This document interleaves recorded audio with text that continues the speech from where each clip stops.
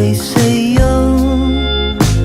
Ang mga ibon ay sumusunod sa iyo.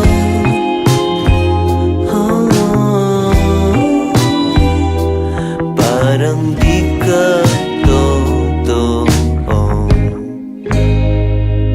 Kabisado ko na ang tamis ng iyong labi. Kabisado ko na ang oras ng iyong uwi. Di na kailangan pa na ikaw ay magsalita.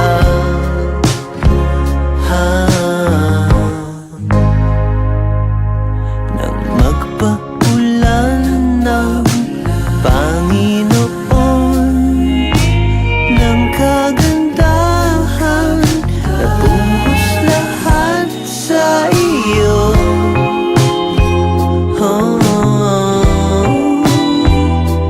Parang di ka totoo.